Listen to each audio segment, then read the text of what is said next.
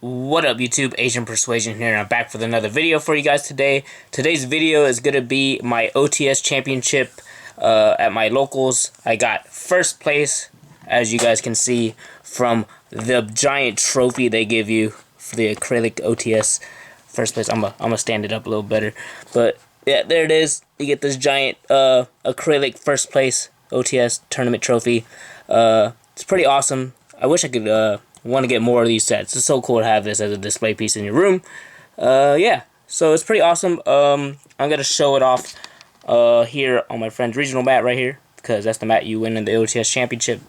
Shoutouts to our locals. We got these cool blue eyes field centers for winning 2 or getting top 8, but you get one for winning as well. Pretty dope. And I played Dark World Hand Loop, probably the most ignorant deck in Yu-Gi-Oh right now.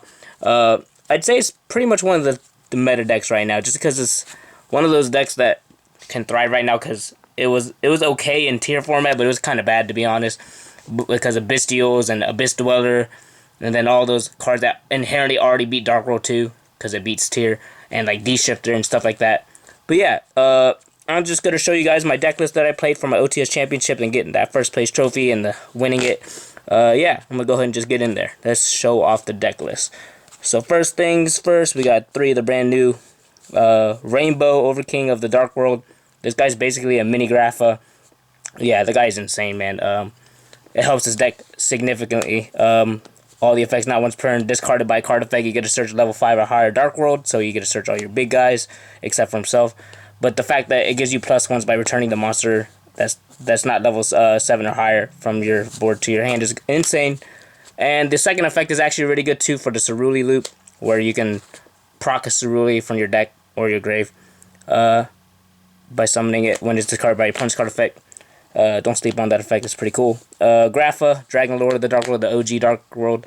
This card's pretty much a brick, but like you need it for the fusion.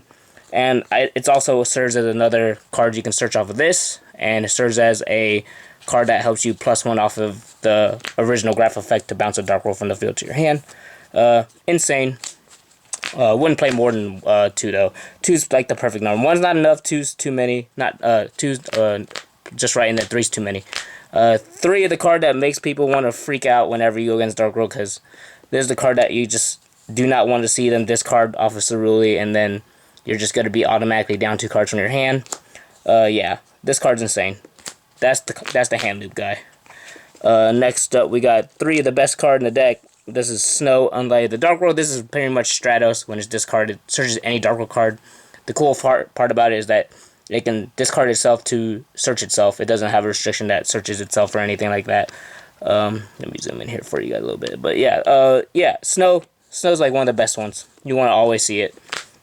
Next up, we got 3 of the brand new Genta Gateman of the Dark World. This is the only card that literally makes Dark World even playable right now. It's because it gives you consistency and it gives you a starter play.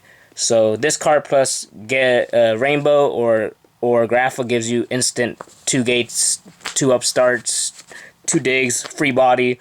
It gets your deck going completely. So this card's insane. Without this card, the deck is not even.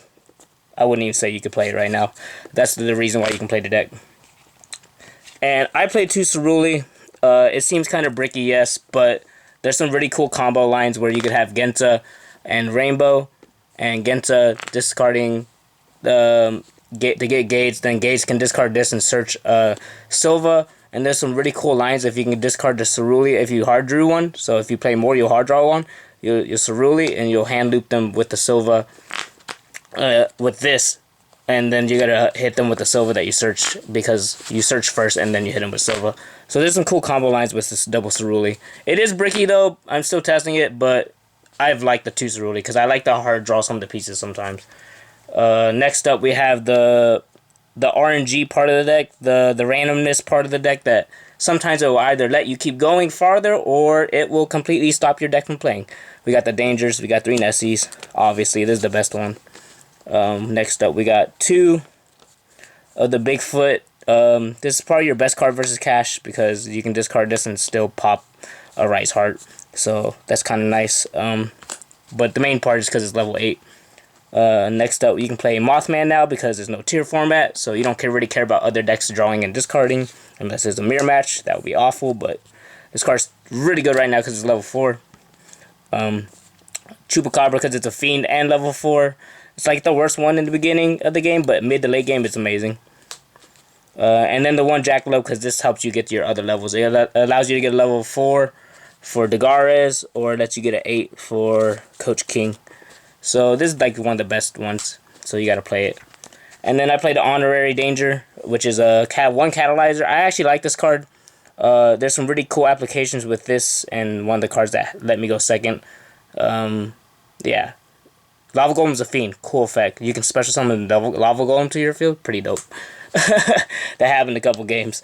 One Blackwing Zephyros. This helps the Danger Engine a lot, and it helps you reuse gates, so it helps you just keep playing. And then the card that lets you go second, 3 Lava Golem. Sometimes it's good, sometimes it's bad. If you win the die roll, go first, open too many Lava Golems, it's kind of but there's some cool implications with this card. This card helps them not do the Zone 5 lock with Kashtira. Scares them off of it, so you can play Yu-Gi-Oh! Next we got the Gates of the Dark World. This is the field spell. It's crack. What can I say? Don't play less than 3. That card's too good. You gotta go through 2 with the Genta combo with Rainbow. So you always gotta go through 2. The one session, I do want to kind of play more of this, but it is bricky. But it is a cool discard outlet, so it's really good. One Archives. This card's still cracked too. You only need 1 though. Your deck turbos through so much that you don't need too many copies of it. 3 Lure of Darkness. Once again, you're turboing through your whole deck for the most part, so... the God card destruction, if you draw this and resolve it, you're probably going to win the duel. Yeah, facts. And then the triple tax talent, this helps you loop the 5th card out of their hand. And or if they just hand trap you, you can try to extend or look at their hand and make that play around their hand. And the last card is triple tactics thrust. This card is so cracked. It's basically better than playing 2 of these because this can interact as a card destruction and or like an allure. Yeah, this just helps, and this also helps you in the side too, because I have a lot of side cards that help that turn into.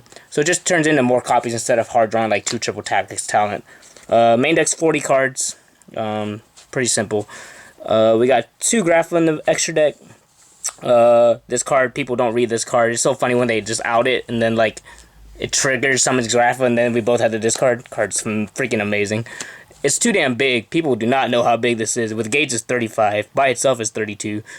The best card in the extra deck, rank 4-wise, is probably the Dagares, because it's literally draw 2, discard 1. You get to proc all your Dark Worlds.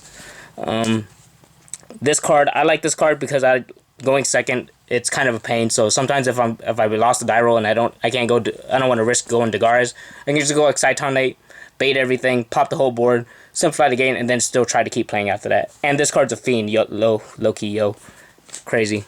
We got 1 Baguska, also a fiend. This is the oh shit button if they de-shifter you or gamma you or hand trap you and you can't play no more. Try to go into Baguska. We got the 1 Coach King Giant Trainer. There's only rank 8 that you need, to be honest. I was trying every other one, like Hope Harbinger. Games usually hover after Hope Harbinger comes out, so I feel like there's only one you need. And then the 1 Zeus. So that way they're scared if Kashtira look at you extra, they can rip this card. But low-key, the Cash player was smart. They'd probably rip the Muckracker. Because this card is an enabler for your deck. Helps you discard summons fiends. Yeah, card's amazing. I honestly want to kind of play 2 Muckracker. Card's good. And then we got the loop cards. We got the 1 Security and the 1 Akashic Magician. These are the cards that you put in your extra monster zone. These will point to it. If it's co-link, you bounce a monster. It's because it's co-link, but this card bounces the card that's in front of it or under it. So this card's amazing. Next we got the Fiends. We got the 3 Nightmare cards, the Cerberus, the Phoenix, and Unicorn. All 3 of these can come up. This just helps you play under Muckracker, and these are all Fiends. So if you just need a link into something to get your Grapha's in the grave or something, you just make a Cerberus. Yeah, it's pretty good. And then we got the Link 4s. We got the Saryuja and the 1 Appaloosa. You don't need any more than these. These are the most necessary ones. This helps fix really bad hands or lets you keep going. And this is the end of your combo board, just to make them not be able to play. So that rounds out the extra deck. And then for the side deck, surprise, Dark Worlds don't have a normal summon. So guess what? Back row decks, Labyrinth decks, and Trap Tricks decks all lose to a normal summon of Denko Sekka. There you go. The card's really good. Like I said before, Dark Worlds don't have normal summons, so the card's insane. Next up, we got 3 Nibiru. I said 3 Nibiru because I was trying to find a card that lets you go second and first, and this is just one of those only cards that let you do that. And any cash player trying to disrespect you and go the zone lock 5, you can hard draw this and have a chance. We got the 1 Duster, which is a thrust target. The Change of Heart, which is another thrust target. These cards just help break boards. Back row decks, this steals a Rise Heart, baits a Rise Heart, baits a back row onto a Rise Heart like Lance. Anything, it just baits stuff. We got the 2 Book of Cliffs once again for a Rise Heart and unbreakable boards. This card just helps you break those boards. Next up for Labyrinth, of course we got 2 Eradicator. I would almost play 3, but like I said before, the Thrust acts at like the 3rd copy of this. So you can set it after they activate a monster effect, then you can have Eradicator on their turn, so that way you can clap them back. All trap decks will lose to that. And once again, one of the best going second cards, we got Evenly Match. This is also another thrust target, and this just helps you with those really rogue matchups. Yeah, even against like a Rise Heart pass. So a lot of people are going Rise Heart pass now, so I might change the side deck a little bit. Maybe like side a Kaiju or 2, the Radiant one, just because I see a lot of people shifting off to just a Rise Heart pass instead of doing the zone 5 lock. So maybe that could change in the deck, but other than that, the main deck is... I love the main deck. The main deck's perfect for me. You have going second cards if you lose a die roll, but like I said before, this deck is all gas. If you're gonna freaking do the Cerulli loop, hand loop, you're gonna get there and you're gonna win the duel. But yeah, shout outs to my locals, Pink Elephant, for hosting the tournament. Shout out to all the people I played at the tournament. It's pretty awesome. And let me know what you guys would change down below of the Dark World deck. I really do want to make this deck pretty crazy. It's really fun. If you guys never played a solitaire deck or watched a deck that plays itself, just play Dark World. This deck is just generically stupid, and your opponents might not like you as a friend anymore. But check out the deck. Let me know what you guys think down below, and we're signing out with that. Peace.